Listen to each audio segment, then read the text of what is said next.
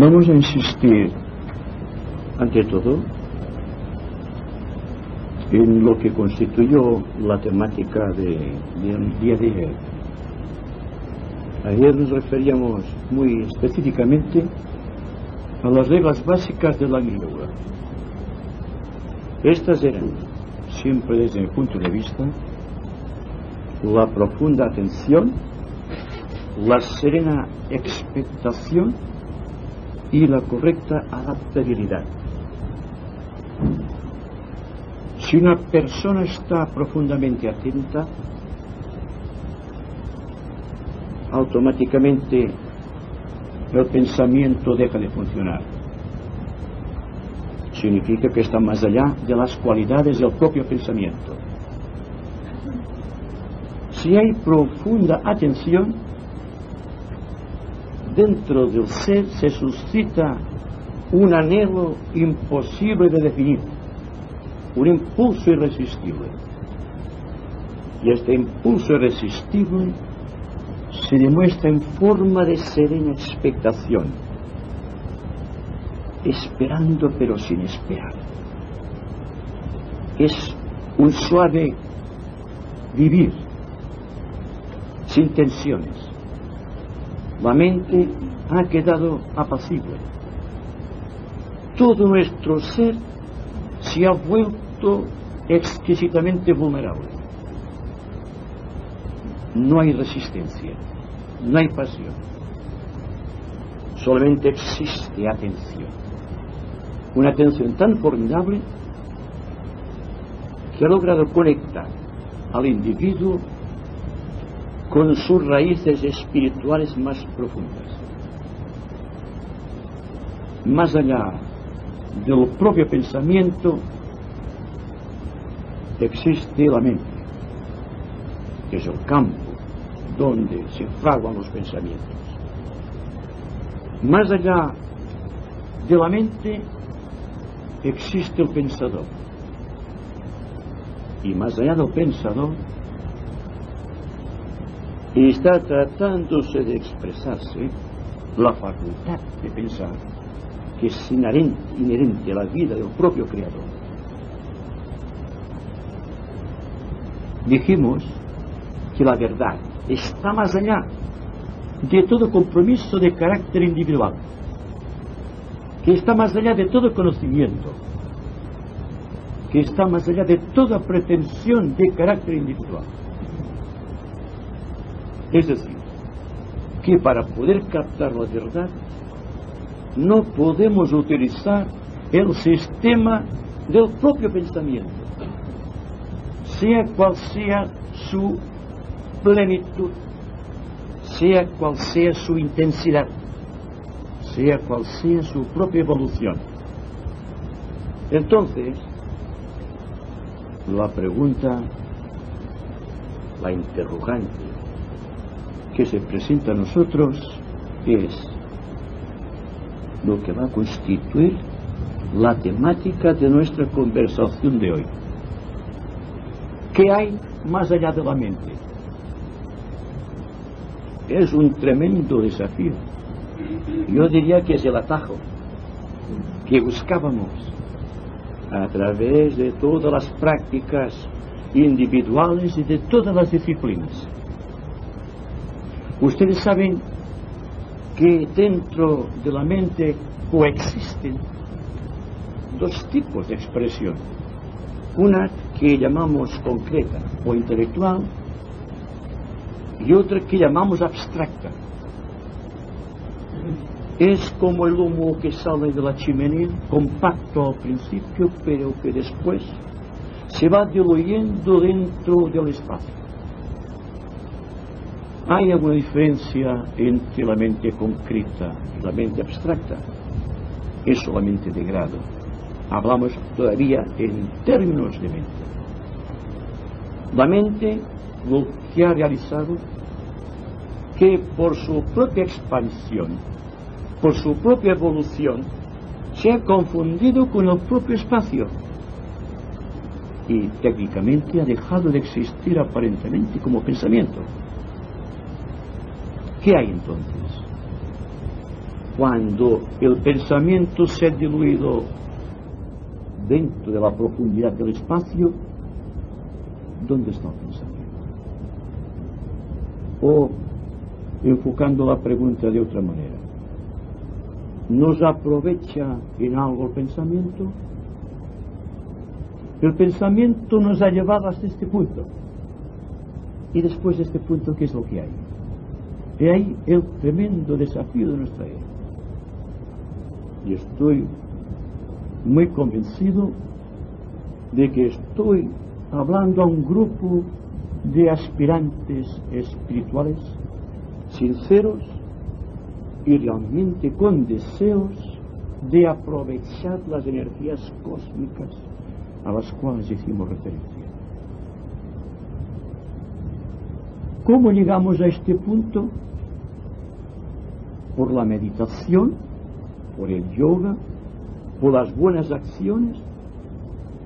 Fue un sinnúmero de acontecimientos, fue un sinnúmero de cosas los que nos llevaron a este punto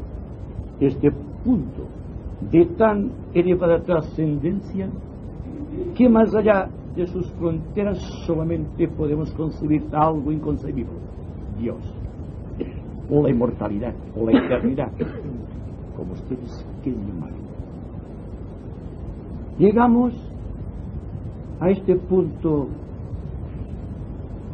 más allá del cual existe el misterio impenetrable, a través de la aspiración superior, a través de una mente analítica discernitiva, a través de la sensibilidad del corazón, y todo esto unido al propósito inicial que está en todos los seres de evolución, creó dentro del centro ajna, del centro del entrecejo, un punto iluminado de tensión creadora en progresión constante hacia el centro coronario. Igual que hace la araña que se transporta por el hilo que está segregando de su propio cuerpo, nuestra mente segregó el hilo luminoso de contacto entre el centro ajna y el centro coronario, que llamamos el antakarana. El antakarana es la proyección de este propósito venciendo la resistencia de los vehículos. Fundamentalmente el vehículo físico, el cerebro, con su conjunto celular, altamente especializado en los aspirantes espirituales de nuestros días.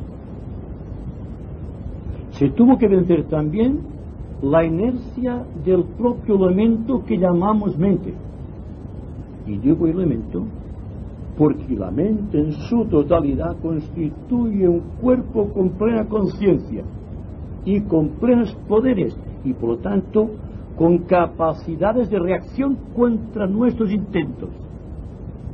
Hemos tenido que vencer la resistencia del elemental constructor de la mente o del cuerpo mental para llegar a este punto donde el pensamiento prácticamente se ha perdido y que prácticamente ya no podemos recuperar. Entonces, nos sirve el antakarana para vencer ya esta frontera o quebrantar la frontera más allá del cual existe el misterio impenetrable del propio Dios. En todo caso, ¿hasta dónde llega el antakarana? Y el antakarana, cuando llega a cierto punto dentro de su proyección, que va del centro del entrecejo hasta el centro coronario, venciendo todas las resistencias impuestas por la tradición, por las costumbres o por el propio estado de evolución, hace un punto crítico, realiza una ecuación de valores universales, y el ego se pregunta: ¿qué es lo que voy a hacer tal? Porque lo que se intenta de este momento en adelante es progresar más allá del antakarana, se dan cuenta de lo que esto significa para nosotros, que hemos pasado tantos siglos creando la antacarna. Viene a ser de una forma muy similar a lo que realiza el Arhat en la cuarta iniciación, cuando debe absolutamente destruir el cuerpo causal o el cuerpo de luz, según lo vio Pablo de Tarso. Es decir, que hay que quebrantar la belleza impresionante del estuche causal, de la misma manera que existe un dolor al quebrantar este cuerpo causal para que el ángel solar sea liberado de sus cadenas de tantos siglos. Así también ocurre cuando llegamos a este punto crítico, más allá del cual el antacarana no nos sirve. Cuando estamos en silencio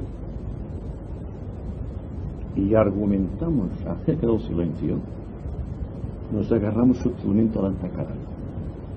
Ya estamos presos nuevamente en nuestra propia creación. Estoy hablando del yoga que corresponde no a la quinta subraza de la quinta raza. Estoy refiriéndome, seguro de que hablo aspirantes espirituales, tengo mucho interés en repetir esta frase, de algo que está más allá de las posibilidades de las gentes corrientes y quizá de muchos aspirantes espirituales.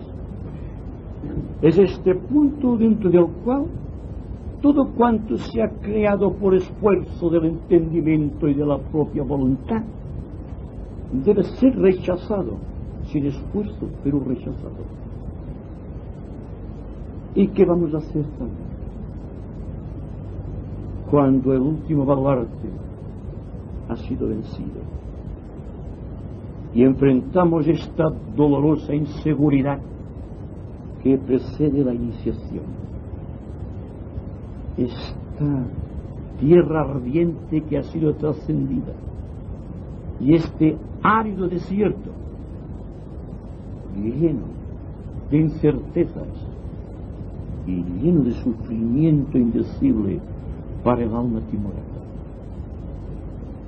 Cuando la persona se encuentra en este trance, solamente tiene dos opciones: progresar hacia adelante, venciendo las últimas resistencias impuestas por la ley de la evolución, o volver de nuevo al pasado con esta penosa sensación de haber perdido el tiempo. Y voy a explicarles cómo se opera secretamente en el individuo esta potente proyección de fuerza que conduce a lo eterno. Todos, absolutamente todos cuantos estamos aquí, hemos tenido momentos de absoluta inseguridad o de perfecta y absoluta soledad, lo cual significa que hemos tenido mucho miedo de enfrentar la propia soledad, porque la soledad siempre es el preámbulo o el preliminar de un gran misterio, el misterio de síntesis, el misterio del corazón, porque cuando la mente ha llegado a cierto punto dentro de su expansión natural, automáticamente se abren las compuertas del corazón, y es entonces el corazón el que debe dictar la última palabra, el último proyecto, la última resolución. Es decir, que cuando hemos tenido un momento de absoluta soledad, que era síntoma de nuestro propio grado de evolución, hemos retrocedido. ¿Cómo? ¿De qué manera? A través de la diversión, a través de los afectos múltiples, a nuestro alrededor a través de los propios conocimientos esotéricos? ¿Quién sabe? Lo interesante es que hemos retrocedido, espantados ante el tremendo dilema de la propia soledad. Yo digo que Agni Yoga debe arrostrar el misterio absoluto de esta soledad del corazón y de este gran vacío dentro de nuestra mente y proseguir adelante sin ninguna entacarana, sin ningún báculo donde apoyarse en el camino, y entonces experimentar el silencio inefable que es precursor de la propia verdad. No podemos alcanzar la verdad por el simple raciocinio, ni aun por el propio discernimiento. ¿Cómo podemos discernir sobre algo que es eterno? Podemos agarrar el aire con las manos, se nos escapa, es fugitivo el aire, ¿verdad? Pues la verdad es todavía más fugitiva que el aire, y es lo más sutil que pueda existir en la vida de la naturaleza. Hay que atreverse a dar este tremendo salto hacia el vacío creador, y esto se logra progresivamente venciendo temores y resistencias mediante la atención, mediante la serena expectación, siendo no reflexivos, sino realmente adaptables, porque si somos reflexivos detenemos el curso de este movimiento eterno. No es que diga, dense cuenta que no digo, que hay que dejar el yo, que hay que dejar la disciplina mental o la disciplina que corresponde a la personalidad o este aspecto integrativo de la conciencia. Les digo simplemente una verdad que tarde o temprano deberá hacerse carne en nuestra vida personal, y es el salto que deberemos dar al vacío de la propia conciencia, en donde no existen ángeles para recogernos y en donde no sabemos si existe un proceso de aniquilación. Solamente hay que avanzar dentro del silencio, y cuando estamos muy atentos, de una manera muy suave, estamos dando este salto. Nos estamos habituando a trascender las barreras de la propia conciencia. Estamos hablando en el sentido muy técnico, en el centro de la constelación de Libra en nuestro corazón, porque hay una gran relación entre la constelación de Libra, el cuarto chakra, que es el del centro del cuerpo etérico, entre el cuarto rayo, que es el centro de todos los rayos, entre el cuarto reino, que es la humanidad en su conjunto, y entre todos los cuatro dentro del sistema septenario,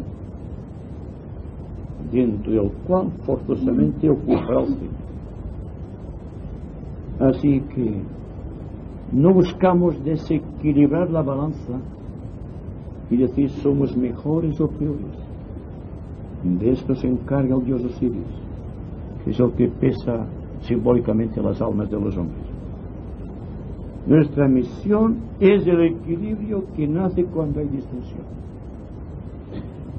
Y hay distensión cuando hay atención, cuando hay una observación muy serena de los hechos, cuando nuestra mente ha sido desgastada al extremo de resultar completamente inservible para los pensamientos banales y sin fundamento. Primero, se elimina el pensamiento concreto dentro de esta progresión del Antakarana. Después el pensamiento se va sutilizando, los espacios entre pensamiento y pensamiento son cada vez más distantes, y sin quererlo ni pretenderlo, solamente por el hábito de la atención, estamos penetrando en los reinos sagrados de Samadhi. Samadhi es la absoluta integridad que puede alcanzarse a través de no importa qué sistema de yoga. Pero sea cual sea el yoga,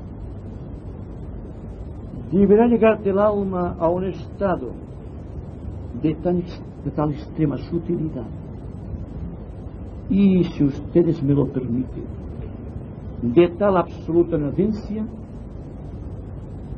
que dentro del ser se verifique la gran alquimia creadora, mediante la cual se han equilibrado los opuestos y la persona se ha convertido en un maestro de compasión y de sabiduría. Nuestro empeño supremo es realizar la vida en nuestro interior, y es liberar la vida allí donde la vida esté presa. Cada una de las células de nuestro ser está pendiente de este absoluto proceso de integración superior. Y nosotros, que aparentemente estamos realizando el silencio a través de una serena expectación o de una gran adaptabilidad o de una mente muy flexible y adaptable, estamos enviando a todas estas vidas menores que componen nuestro esquema tan complejo, físico, emocional y mental, de todas las dádivas superiores que pertenecen al ambiente cósmico, aquello que en términos místicos llamamos los dones del Espíritu Santo. Y cuando se ha producido ese silencio y no tenemos la mente en disposición de perpetuarlo por el interés cualitativo, se prolonga hasta el éxtasis. Es decir, que la diferencia entre una persona normal y corriente, entre un aspirante en el sendero y entre un discípulo en el corazón del maestro, es solamente medido en grados de silencio. Un silencio que en los primeros tiempos es autoimpuesto. Le sigue después un silencio autodirigido, hasta llegar un momento en que el silencio te absorbe. Ya no puedes luchar contra el silencio. Tú y el silencio eres la misma cosa, sois la misma cosa. Así,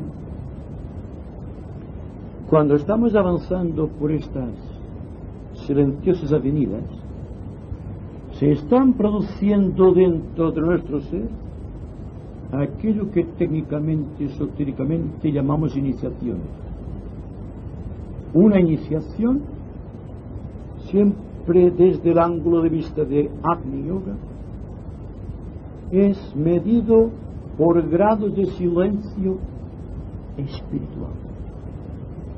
La mente ha desaparecido como motor inductivo de las cualidades y de los esfuerzos de la personalidad. Y ustedes preguntarán, entonces, ¿qué o quién está regulando el proceso? Es el propio plan del Creador que se está manifestando a través de este silencio expectante. No tendría en realidad ningún valor el hecho de introducirnos dentro de un nuevo yoga que no nos diese la absoluta seguridad de que dentro del mismo no se puede reflejar la voluntad de Dios, del Creador. Un silencio sin esfuerzo, un vacío no impuesto por disciplina. La mente, ya sea discriminativa, ya sea discernitiva, se mueve siempre dentro del campo de los opuestos. Está constantemente diciendo, está constantemente autotorturándose. Pero ni la disciplina, ni el esfuerzo, ni la tortura, ni el gobierno despiadado impuesto a nuestros vehículos nos va a liberar. Solamente cuando cesa el esfuerzo, cuando cesa la disciplina, cuando no existe sino un silencio apacible, es cuando estamos realizando dentro de nosotros aquel plan impuesto por el Señor del mundo desde el principio de los tiempos y que puede resumirse en la frase bíblica: vosotros sois hechos a imagen y semejanza de vuestro Creador. Y como que nuestra mente es de la propia sustancia del Creador, lo que realmente hemos hecho de importante es que hemos dejado los pequeños avatares de nuestra pequeñísima vida personal en manos del Creador, para que sea Él el que a través de nosotros imponga su voluntad, y si así debe ser su propia disciplina. En todo caso, tal disciplina estará más allá y por encima de nuestras capacidades de comprensión actuales. Pero sí podemos asegurar que si estamos completamente atentos, no digo reflexivos, si estamos serenamente expectantes, observando todo, no con curiosidad, sino con interés, este milagro, parece un milagro, ¿verdad?, se estará realizando en nuestro corazón, y cada cual, según sea su propio signo astrológico, realizará en cada uno de los pétalos de su corazón alguno de los 12 trabajos impuestos por la ley de evolución a Hércules, al discípulo inicial. Hay que partir del principio de que Hércules somos nosotros, y si existió Hércules históricamente, no tiene una importancia capital. Desde el momento en que todo avatar ha aparecido en la esfera de relaciones sociales, ha sido siempre una dramatización psicológica para que la humanidad aprendiese a gobernar algún principio. Ya puede ser Hermes, Buda, Cristo, Lao Tse, Confucio o todos los grandes maestros conocidos de la jerarquía. Se trata de un proceso natural dentro del cual el que más pierde es el que más se esfuerza. Y sin embargo todo el mundo se esfuerza. Yo me pregunto si ustedes en este momento se están esforzando. Simplemente están atentos, no están reflexivos, no discuten el estado, ni discuten las palabras del orador, están simplemente escuchando muy atentamente. Y ese escuchar atento, y este visualizar atento, y este vivir atento es la liberación. No existe otro camino a llegar a este punto en donde el antakarana se ha hecho inservible para las necesidades del pensador.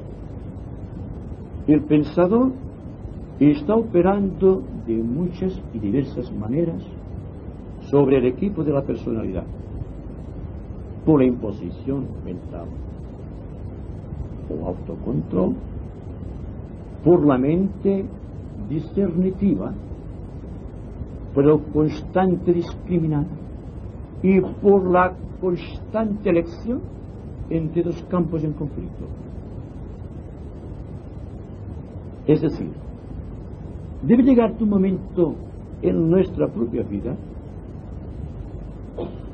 en que el libre albedrío o la pequeña voluntad debe ceder el paso a la voluntad superior, para que sea esta voluntad la que regule el supremo aspecto divino de la vida, manifestado siempre en forma de quietud, en forma de silencio.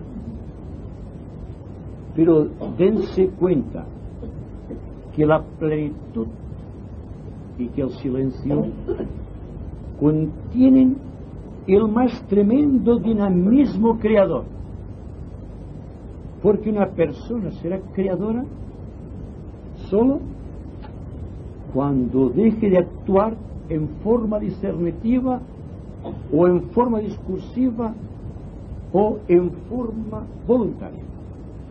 La inspiración jamás viene al individuo por un acto de voluntad, sino que le viene impuesto por una afirmación superior, cuyas raíces son eternas y que por lo tanto carecemos de datos específicos para medir tamaña grandeza. Todo cuanto hace el hombre, el ser humano me refiero naturalmente, todo cuanto hacen las religiones organizadas es tratar de presentarte una imagen de Dios que lógicamente no responde a la verdad ni a la realidad espiritual. Es un modelo impuesto en el tiempo como una meta fija y a tanto de plazo, imponiendo a la persona una serie de ejercicios y una serie de autoafirmaciones que la separan más que la unen a la propia divinidad. Hoy se asegura en medios religiosos que Dios ha muerto y Dios, tal como lo han presentado las religiones hasta este momento, ha muerto. Solamente existe el hombre religioso, no el hombre o la mujer que están dentro de una religión tratando de seguir los ritos de aquella religión, imponiéndose ciertas disciplinas y pensando en una recompensa en el futuro. Si la persona en este momento vive sin tensiones y sin conflictos, ¿para qué quiere disciplinas? Si todo lo que trata la disciplina es de torcer los recursos espirituales del ser, si comprendemos este pequeño motivo, nos daremos cuenta, ya utilizando cualquier sistema de yoga o no utilizando ninguno, viendo posiblemente la vida como se desliza a nuestro alrededor, tratando de observar las cosas, que es la forma más completa de comprenderlas. ¿Por qué no comprendemos? Porque no nos fijamos, porque no estamos atentos, porque no observamos con la debida integridad mental y espiritual.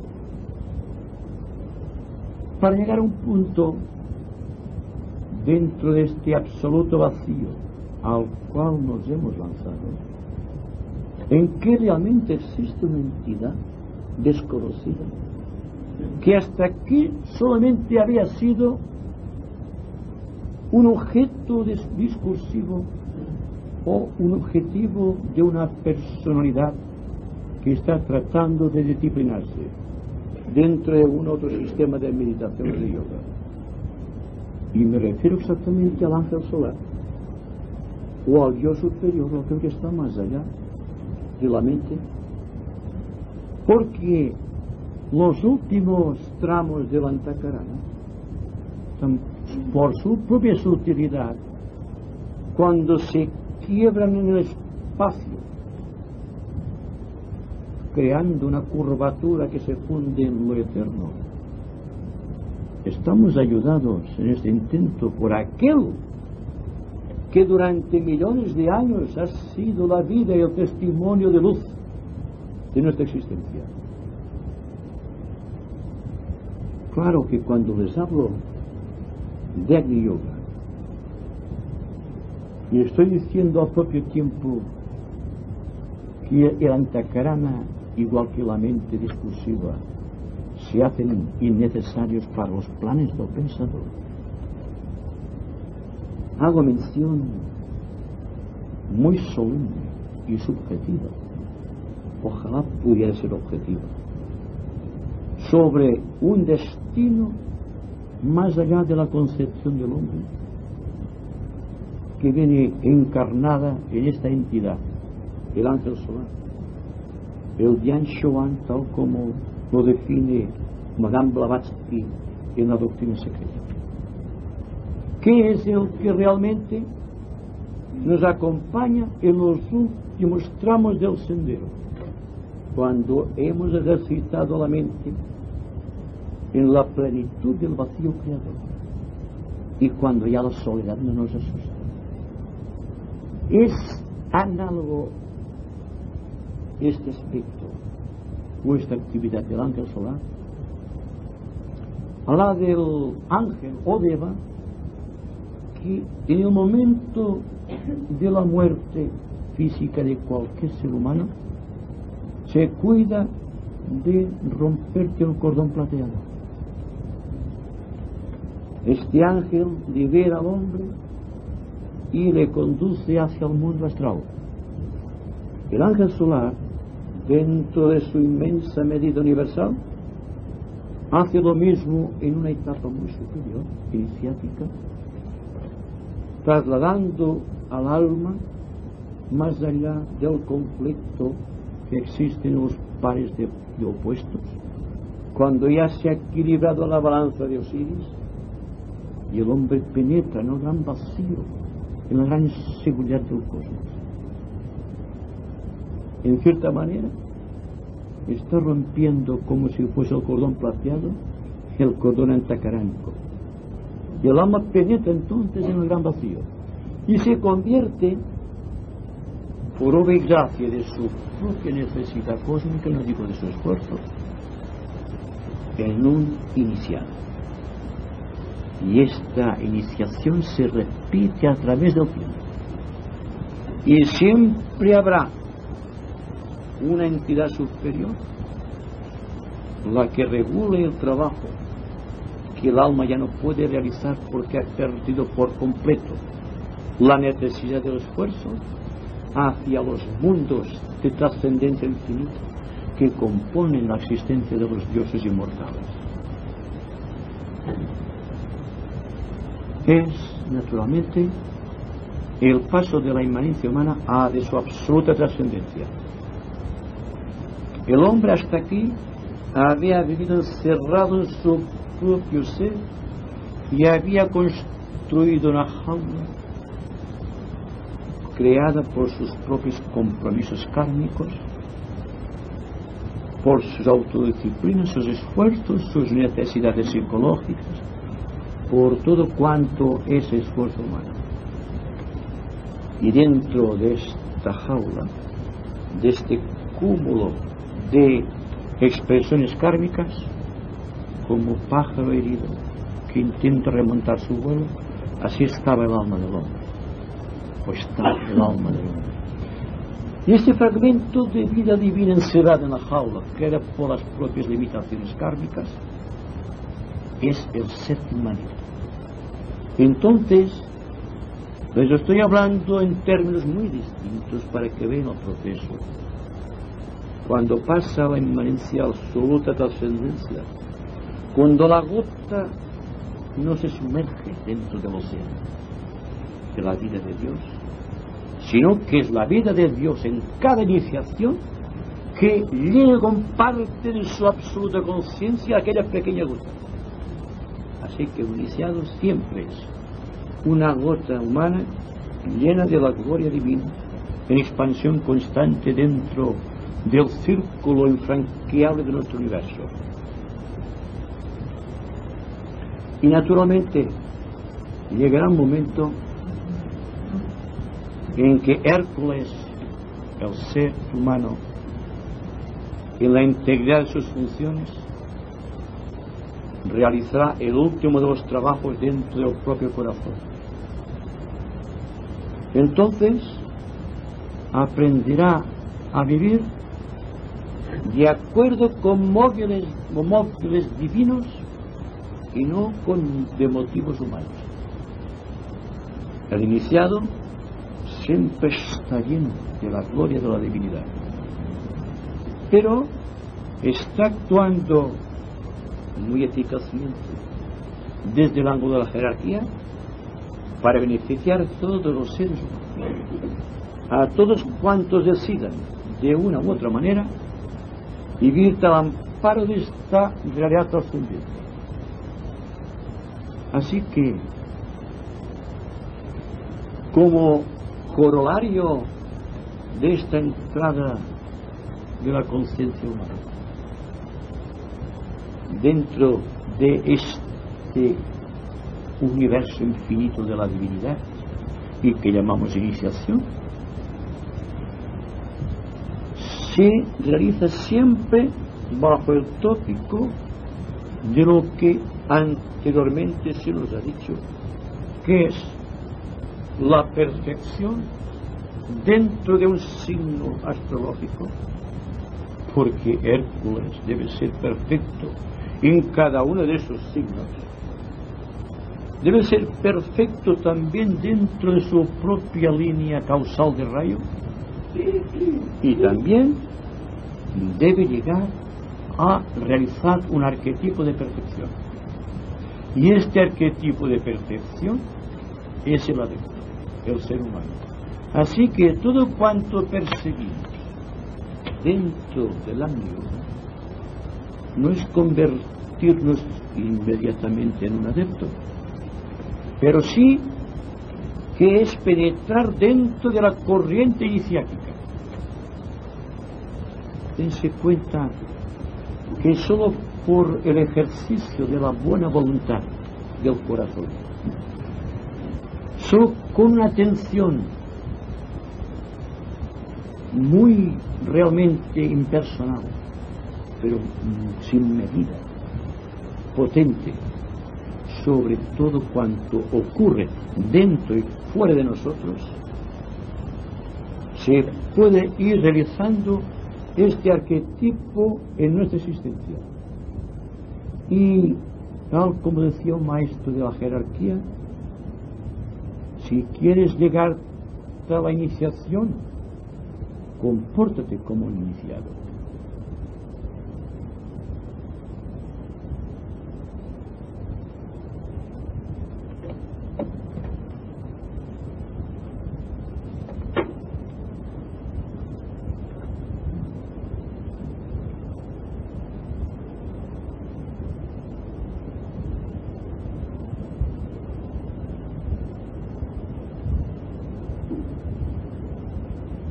¿Tiene alguna pregunta que hacer?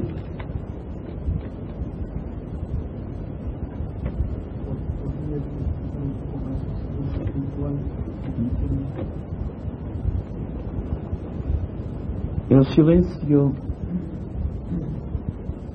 tiene muchos efectos. El silencio es de grado.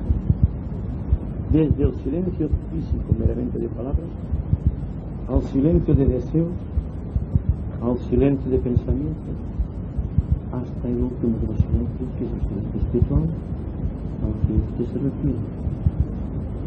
Pero todos son de la misma sustancia, o de la misma esencia. Es el grado de la amplitud del silencio. El grado de identificación del alma con estos grados de silencio, lo que matiza la plenitud del silencio. Si naturalmente empleamos la atención, dense cuenta que es muy práctico, eligiendo palabras convenientes, palabras oportunas, palabras con sentido, palabras no hirientes. Esta atención gobierna el silencio de las palabras. Si nuestra atención en el transcurso de nuestra vida va dirigida hacia el deseo humano, hacia sus propias emociones, examinándolas, discriminando sobre ellas, tratando de buscar su fuente de procedencia, tratando de reducir su volumen a través de esa atención, está realizando un silencio típicamente emocional o místico. Y sobre este silencio místico se ha escrito mucho y a veces muy inadecuadamente, porque cuando una persona es muy emotiva o muy emocional, cuando su mente no es una mente muy disruptiva, pero es una persona de muy buena fe, de mucha bondad, y que se autodisciplinada en el mundo emocional para producir un resultado, tenemos un santo de lo que nos habla la tradición, o una anacoreta, o un fraile en un convento, lo cual, dense cuenta, es una manera muy sutil de no querer afrontar la propia soledad.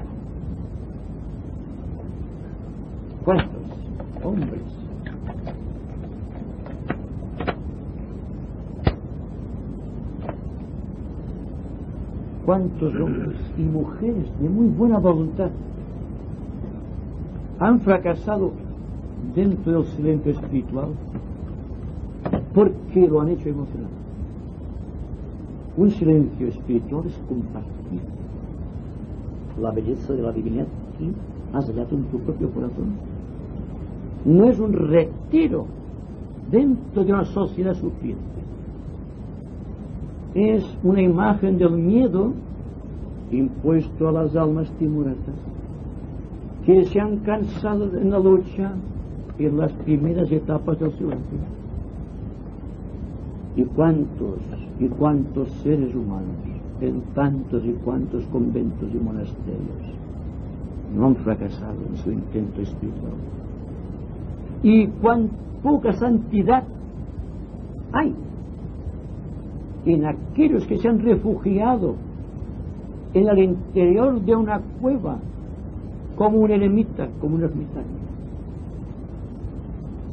Si lo que busca la vida en nosotros es la plenitud de las funciones sociales, es la fruición de compartir los dones del Espíritu Santo,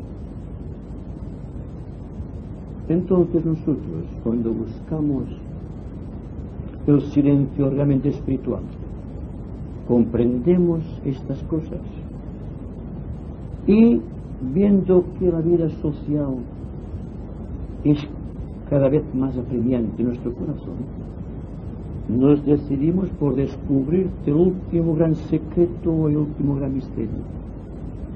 Y entonces nos introducimos en la cámara secreta del corazón, que es donde se halla el silencio realmente espiritual.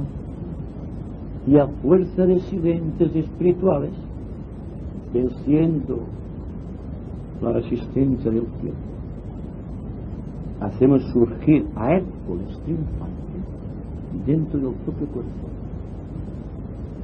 ¿Y qué hay más allá del corazón?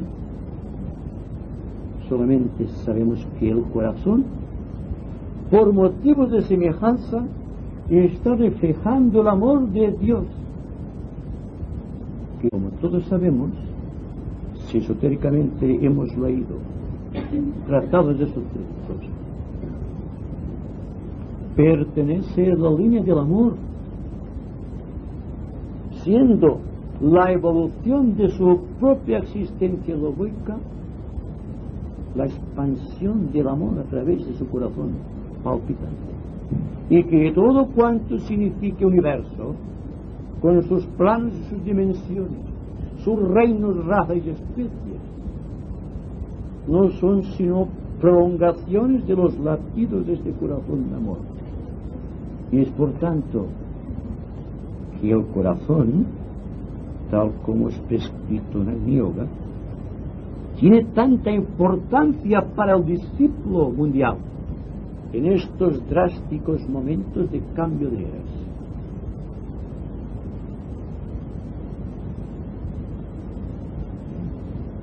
Usted ha hablado de cuando se observa el significado de la palabra, o lo que quiere decirlo así, se controla la parte emocional. ¿No entendí mal, no? O quisiera entenderlo bien. Sí, bueno, trataremos de aclararlo lo posible. Cuando la persona está simplemente atenta, no significa que va a estar atenta en una sola dirección, porque la persona tiene un cuerpo físico, tiene un cuerpo emocional y tiene un cuerpo mental, y lo que busca es la integración dentro del silencio que corresponde a cada vehículo, es decir, una octava superior para cada vehículo. Entonces, cuando hablaba de las palabras, estaba refiriéndome exactamente a que la persona debe cuidar sus palabras con gran atención, y hay un motivo muy psicológico en ello, y según se nos dice, yo creo que viene avalado por la gran experiencia crística, cuando dice, hablando muy simbólicamente, el día del juicio os serán tenidas en cuenta incluso vuestras inútiles palabras. Se necesita un gran ejercicio del silencio de palabras. Además, desde un ángulo de vista muy psicológico y desde el ángulo de vista de la economía de fuerzas, que es un principio de este universo, cuanto menos hablemos, más energía tendrá nuestro ser para expresar el silencio. Es lo que no hacemos, ¿verdad? Que hablamos más de la cuenta. Y el iniciado, porque es iniciado, solamente habla cuando debe y no cuando puede. Entonces, lo que hacemos nosotros, hablamos cuando podemos, no cuando debemos, y por lo tanto no somos oportunos, que como decíamos ayer, la oportunidad es la sabiduría que nace de la humildad del corazón. Es decir, si estamos atentos a lo que vamos a decir, no imponemos un control, estamos atentos simplemente. No vamos a decir, ahora voy a hacer eso, no. Estamos simplemente observando lo que vamos a decir, lo cual es un sistema yógico de la más elevada trascendencia, porque estamos atentos a algo que está muy directamente vinculado con el cuadro de relaciones sociales que podamos establecer en cualquier momento del tiempo. Si somos muy atentos en este aspecto, lograremos, primero, una gran ecuanimidad, una gran serenidad, y no nos equivocaremos tan fácilmente como lo hacemos, porque cuando hay tantas ganas de hablar, ¿qué es lo que hay tras este movimiento reflexivo en hablar? Es el yo que trata de expresarse, que trata de glorificarse a través de las palabras. Entonces, si hablamos poco, si hablamos bien, si hablamos con conocimiento de causa, si hablamos sin afán de herir, estamos haciendo una obra realmente espiritual. Estamos introduciéndonos solamente por el poder sobre la palabra del aspecto iniciático de la primera iniciación. Es fácil, ¿verdad? Y además, como que las palabras no suelen ser solamente palabras, sino que una palabra suscita un deseo y un deseo suscita un pensamiento. Dense cuenta que por las palabras gobernamos el mundo emocional y gobernamos el propio pensamiento. Así que cada persona, cada aspirante puede trabajar dentro de la majestuosidad del silencio según su propia condición, según su propio estado. Agni Yoga está en todos los estados del ser, siempre y cuando el ser viva de acuerdo con esta ley, no con este imperativo, con este esfuerzo, con esta atención hacia todas las cosas. Llegará un momento que esa atención, que no es impuesta, será de tal elevada naturaleza que, como el pensamiento que se ha fundido en el mar del espacio, el propio pensamiento de Dios, que no tiene forma porque carecemos de medida para medir la forma del Creador, en forma de silencio penetrará en nuestra mente, en nuestros deseos y aún en nuestros sentidos.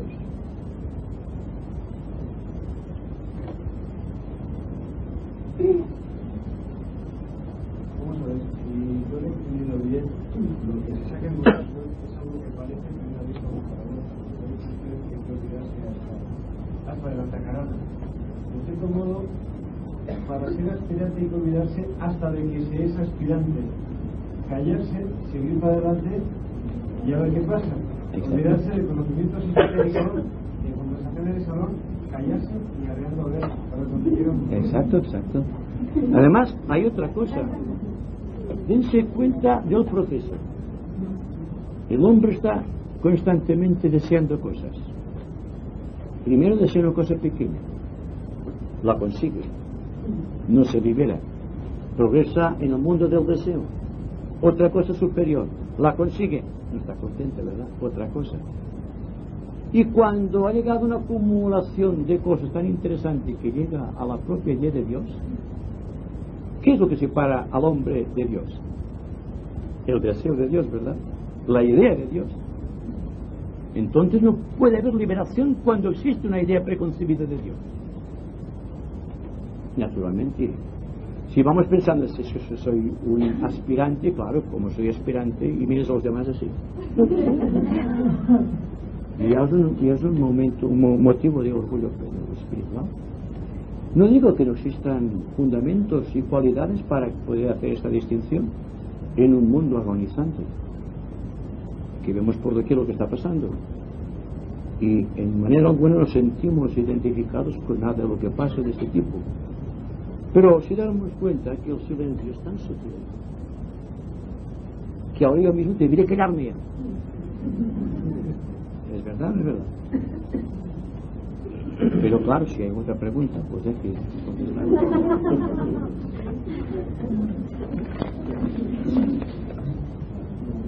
Pero relativamente.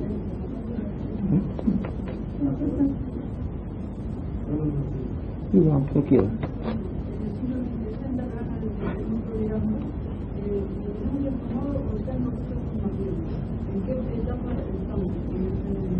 Yo creo que todos cuantos estamos aquí habremos creado algunos tramos dentro de esta Antacarana. El miedo personal, subsiste en cada uno de los tramos de la Antacarana, porque cada paso que da el discípulo viene registrado por un gran momento de soledad interior. Lo que pasa es que la persona no atraviesa ese estado, vuelve atrás y da una vuelta y vuelve a seguir con la Antacarana o entra de una curva, lo cual significa que ha querido engañar a Dios, pero a Dios no se le engaña naturalmente. Entonces, sea cual sea nuestro estado, lo que se precisa es soltar las amarras y no confiar tanto en la Antacarana, porque la Antacarana nos conduce a un punto, a una meta, a un objetivo, el que sea. Pero más allá de esto está la vida de Dios. Quizá Dios también tenga su propia Antacarana, pero nosotros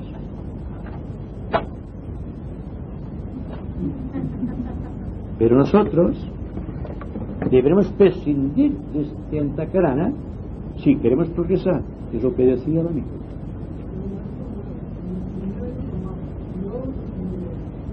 Estoy hablando, como decía, a un grupo de aspirantes que tienen formado ciertos tramos de Antacarana. La sutilidad del caso es que en cualquier momento del tiempo y del espacio podemos liberarnos del apego al Antacarana, si es que existe apego. De no ser así, continuaremos proyectándonos con o sin Antacarana dentro de la inmensidad de la vida de Dios, lo cual significa que habremos rebasado las etapas del aspirante espiritual del pasado y que estaremos en un plan de discípulos en el corazón del Maestro, aunque no tengamos conciencia, como debería ser, de que somos discípulos del Maestro. Y todos sabemos que los pobres maestros tienen que refugiarse en los Himalayas, en el Tibet o en Zambal, para no escuchar las plegarias de sus discípulos. O cuánto los discípulos están pidiendo en nuestros días de gran tensión, porque tienen que trabajar en el silencio, ¿verdad? Ellos nos muestran el camino, el silencio imperante en Zambala, el silencio imperante en la jerarquía y el silencio imperante en cada una de las ramas de la jerarquía. Son parte de este gran conjunto de silencio que envuelve la vida de Dios. Y todos deberemos ser, de una u otra manera, testigos de esta luz, de esta irradiación, que lleva como consecuencia liberación. La liberación en nuestro hogar, la liberación de las costumbres, la liberación de la tradición, la liberación de la propia liberación. ¿Se dan cuenta? O de la idea de la liberación. Un señor que me pide.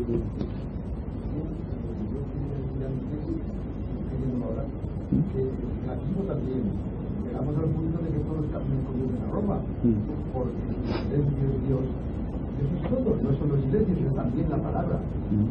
La palabra también es Dios.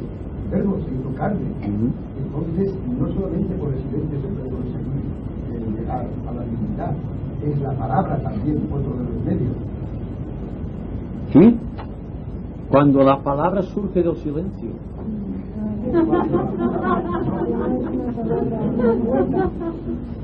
Es que dense cuenta de una situación.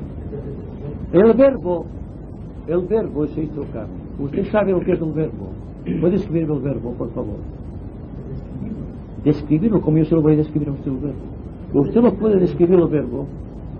Usted habla del verbo, ¿verdad? De San Juan. Diga usted lo que es el verbo.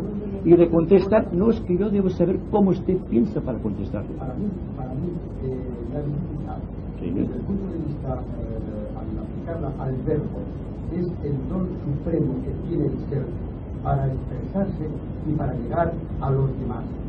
Es una forma de expresión de la divinidad a llegar a sus congéneres y a otros planos. Entonces, para mí eso es el verbo. No es simplemente el hecho de pronunciar unos sonidos. El verbo es para mí la forma de expresión, de expresar la armonía y vivir en ella. Es para mí eso. Usted tiene toda la razón. Lo que estoy diciendo que la palabra es el don más grande que tiene el ser humano. Es como el dinero. Yo se cuenta si el dinero tiene una función o tiene una doble función, el verbo también tiene en el hombre, no en Dios, una doble función. O bien se pronuncia la palabra correcta o incorrectamente. Como el dinero se gasta correcta o incorrectamente. Entonces la palabra, para llegar al verbo, el verbo de Dios, alaum o alábase la luz del Creador, la persona debe estar tan místicamente uncido dentro del silencio que las palabras que surgen del corazón no pueden herir la sensibilidad de sus hermanos. Es decir, solamente cuando el hombre es capaz de pronunciar las palabras sin herir es cuando puede hablar en presencia del Maestro, de luz en el sendero. Usted tiene razón, pero yo añado algo, y es que la palabra siendo el don más grande que tiene el ser humano, si no yo no podía comunicarme con ustedes, es sin embargo el arma más terrible que existe en manos de los hombres, y que por lo tanto no se trata de si la palabra es útil o inútil, sino si refleja la vida de Dios o el egoísmo del hombre. Lo demás de acuerdo en todo.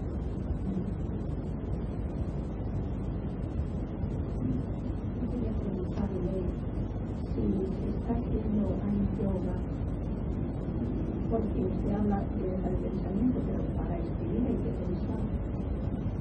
Entonces, yo me doy cuenta de una cosa: cuando estoy con los ojos estudiando algo, cuando estoy escribiendo absorbido en mí misma, no tengo idea del tiempo, no tengo idea de nada más que de aquello. Y cuando después vuelvo a mi ser, ha transcurrido tanto tiempo.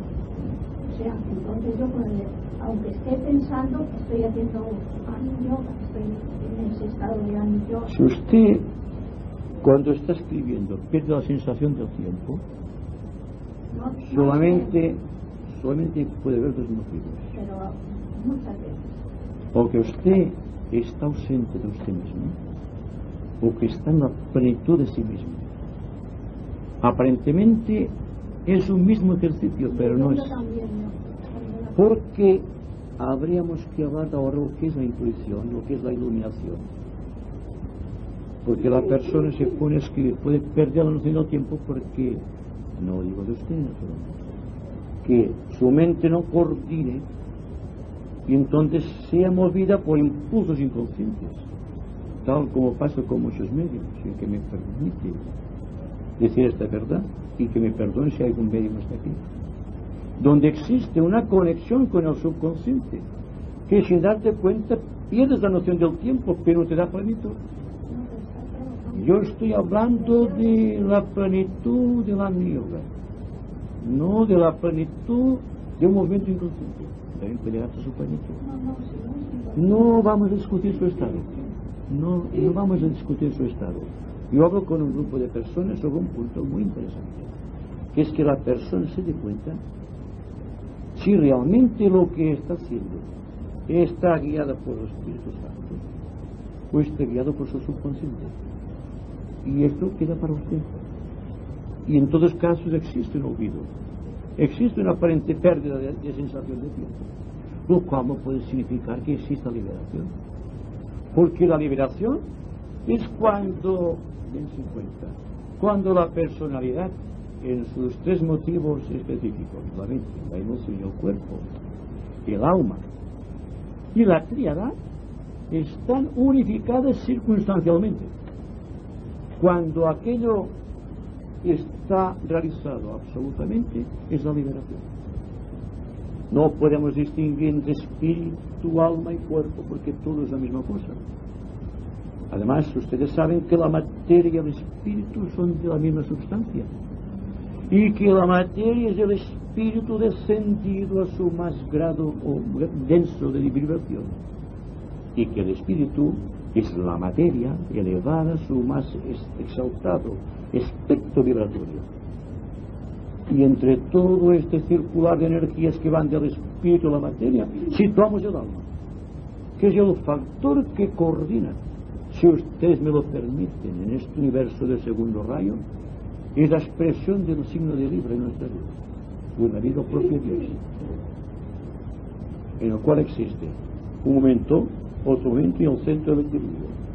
O hablando en términos de rayos, cuando hablamos del rayo cuarto, que es el rayo de la humanidad, el que, a través del cual vino la humanidad a la existencia, hablamos de su aspecto místico o esotérico, que se nos viene revelado por esta frase de la armonía a través del conflicto. Es decir, que dentro del signo de Libra correspondiente a nuestro universo, o dentro de la medida del signo de Libra en nuestro corazón, tenemos siempre dos factores. Cuando el factor está pesando más que el otro, está en desarmonía. Y existe la lucha por establecer el equilibrio. El conflicto es evidente, pero cuando Hércules ha equilibrado por completo el corazón, el signo de Libra en el corazón está completamente equilibrado. Y entonces es cuando se puede producir la iluminación, se puede producir la inspiración. Entonces la persona no debe preocuparse, lleva un incentivo superior y puede escribir, puede pensar, o puede hablar, pero aparte de la voluntad siempre egoísta de la personalidad, sino que la personalidad está siendo invadida, si me permiten esta expresión, por la fuerza de la actividad espiritual. Y existe entonces una armonía de funciones, y entonces ya no es la armonía a través del conflicto, sino simplemente armonía. Libra descansa en paz dentro del corazón del hombre. Y el signo de Libra es el que debe regular todos los aspectos que lleva el número 4 en su constitución. Cuarto reino es la representación del signo de Libra en lo que corresponde al ser humano, o a la raza humana, o a la humanidad. Y el cuarto rayo es la función misma del logos de la constelación de Libra dentro del misterio de los rayos.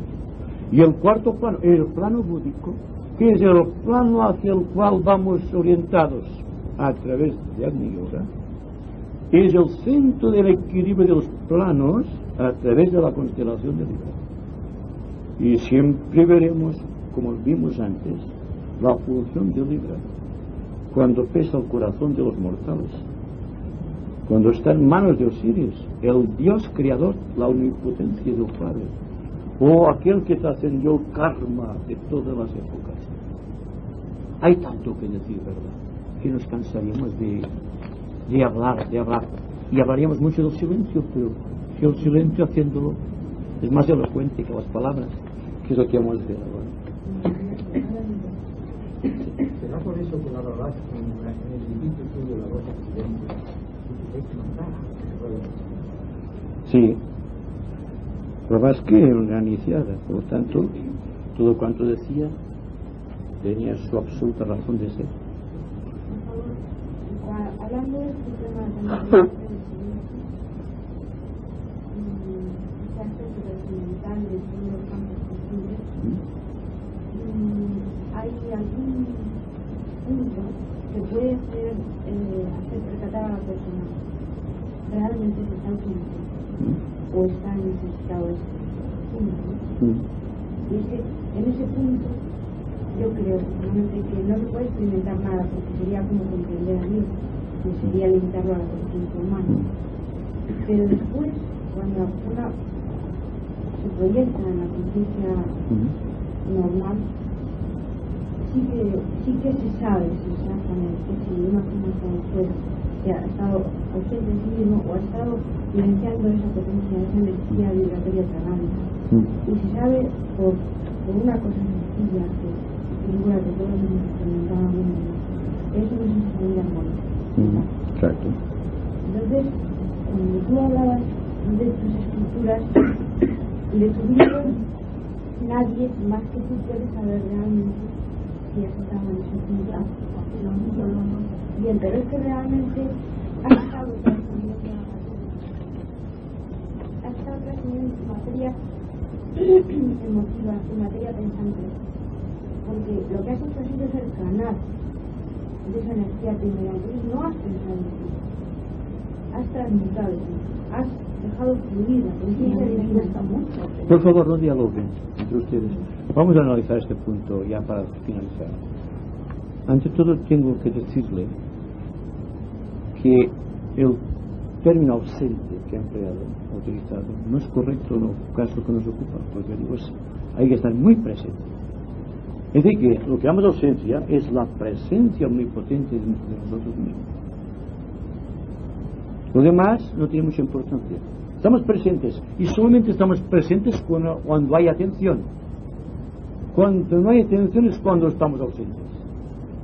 Y cuando estamos ausentes es cuando se filtra todas las impurezas del ambiente en nuestro corazón. Si estamos atentos, estamos luchando eficazmente sin pretenderlo y sin sensación de lucha contra todo el contenido negativo ambiental. Dense cuenta que cuando estamos atentos, la mente está serena, el corazón apacible y hay un relajo, una relajación completa. Simplemente esto. Y ahora haremos un poco de silencio como cada día.